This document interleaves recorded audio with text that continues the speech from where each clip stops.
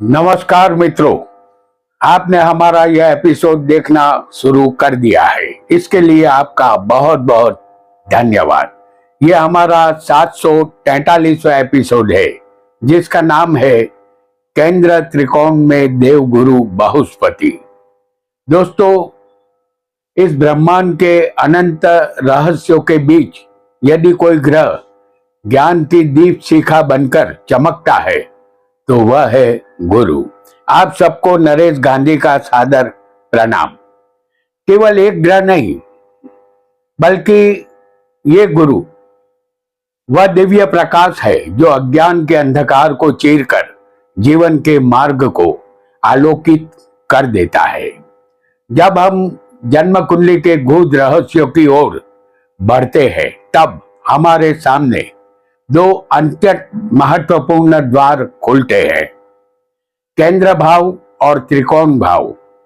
ज्योतिष के मर्मज्ञ आचार्यों ने इन भावों को कुंडली का धड़कता हुआ हृदय कहा है। केंद्र भाव उस राजमहल के स्तंभों के समान है जिन पर जीवन की पूरी इमारत खड़ी होती है, और त्रिकोण भाव उस अदृश्य आकाश की तरह है जहां से भाग्य की दिव्य किरणें पृथ्वी पर उतरती है। ऐसे में जब गुरु की चर्चा इन भावों के संदर्भ में होती है तो ज्योतिष की भाषा और भी रहस्यमयी और काव्यमयी हो जाती है। गुरु की प्रकृति विस्तार देने वाली है। वह ज्ञान की नदी है जो जहां बहती है वहां हरियाली उगने लगती है। वह सद्बुद्धि का दीपक है जो मनुष्य के भीतर छिपी हुई संभावनाओं को प्रकाश में लाने का कार्य करता है। कई अनुभवी ज्योतिषी कहते हैं कि कुंडली को समझना किसी साधारण मानचित्र को पढ़ने जैसा नहीं है। यह उस आकाश को पढ़ने जैसा है जहां ग्रह नक्षत्र आपके जीवन की कथा लिख रहे होते हैं, और उस कथा में गुरु केंद्र और त्रिकोण का संबंध एक ऐसे रहस्य की तरह है जिसे समझने के लिए केवल गणना नहीं बल्कि गहरी अंतर्दृष्टि की आवश्यकता होती है।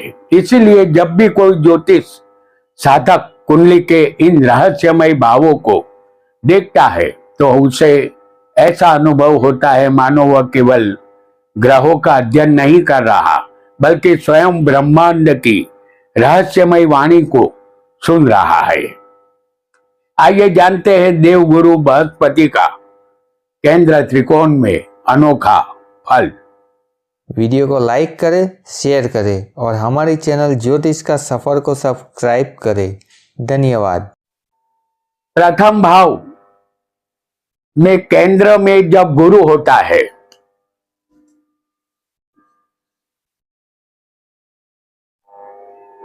तो यह भाव हमारा शरीर और दिमाग का है। गुरु की यह सबसे दिव्य स्थितियों में से एक मानी जाती है। ऐसे व्यक्ति का व्यक्तित्व आकर्षक और प्रभावशाली होता है। उसके चेहरे पर एक अलग ही तेज और आत्मविश्वास दिखाई देता है।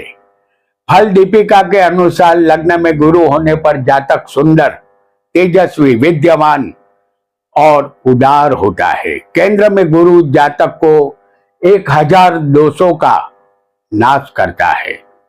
लोग उसकी बातों पर भरोसा करते हैं। लोग उसकी बातों को सम्मान से सुनते हैं। उसकी वाणी मधुर होती है और ऐसा व्यक्ति धर्म, ज्ञान और सदाचार की ओर स्वाभाविक रूप से आकर्षित होता है। कई बार ऐसा होता है कि बिना किसी विशेष प्रयास के भी जीवन में अवसर उसके पास स्वयं चले आते हैं। ऐसे व्यक्ति के जीवन में अक्सर ईश्वर की अदृश्य सुरक्षा देखी जाती है। चतुर्थ भाव में गुरु केंद्र में हो तो यह भाव माता, सुख और घर का है। गुरु की यह स्थिति जीवन में सुख और स्थिरता देने वाली मानी जाती है। ऐसे व्यक्ति को घर, भूमि और पारिवारिक सुख धीरे धीरे अवश्य मिलता है। फल दीपिका में कहा गया है कि ऐसा जातक माता का प्रिय होता है और उसे घर परिवार में सम्मान प्राप्त होता है। उसका मन शांत और संतुलित रहता है। कई बार देखा गया है कि ऐसे व्यक्ति को जीवन में किसी न किसी समय अचानक बड़ा लाभ या स्थायी सुविधा मिल जाती है। यही गुरु का आशीर्वाद होता है। चतुर्थ भाव में गुरु होने से जातक के सुख में दिनों दिन बढ़ोतरी होती है। धन, संपत्ति और वाहन का लाभ इस जातक को अवश्य मिलता है।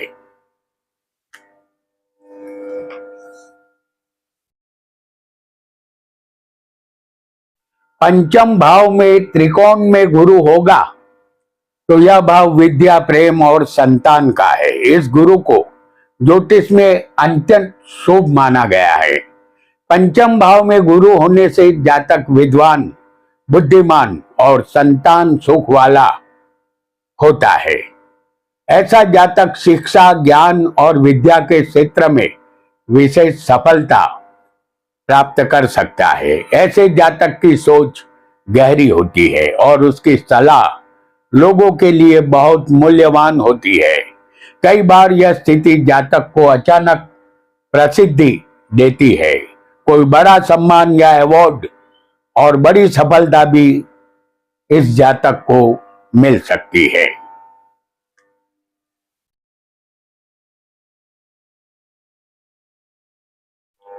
सप्तम भाव केंद्र में गुरु जब मौजूद होता है तो यह सप्तम भाव पत्नी, व्यापार और साझेदारी का है।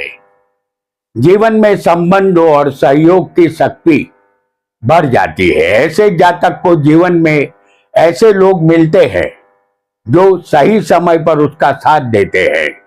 कई बार विवाह के बाद व्यक्ति के जीवन में भाग्य का नया दरवाजा खुलता हुआ दिखाई देता है।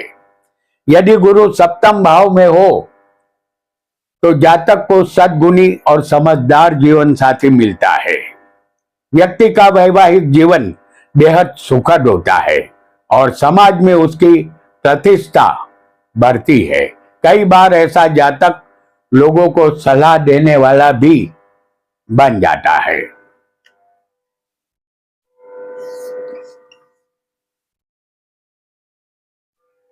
नवम भाव में त्रिकोण में गुरु जब होता है तो यह भाव भाग्य, पिता और धर्म का है।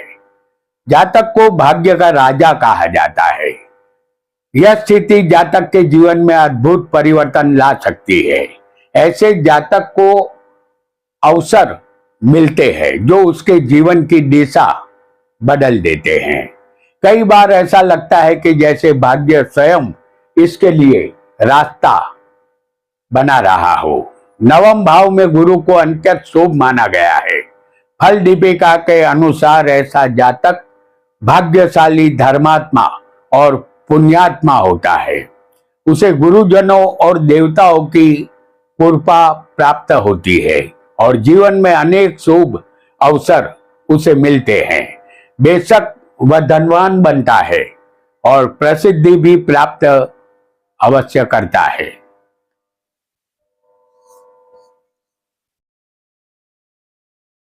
दसम भाव में केंद्र में गुरु होगा तो दसम भाव कर्म, सत्ता और प्रसिद्धि का भाव है।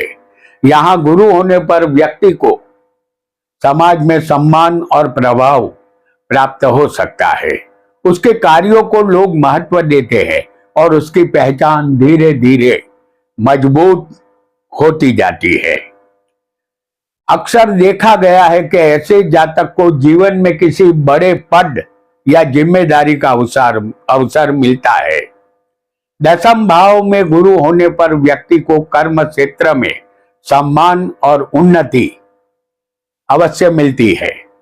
फल दीपिका के अनुसार ऐसा जातक धर्मयुक्त कर्म करने वाला और ज्ञान से जुड़ा कोई भी कर्म करता है और अपने कार्यों के कारण समाज में प्रतिष्ठा प्राप्त करता है।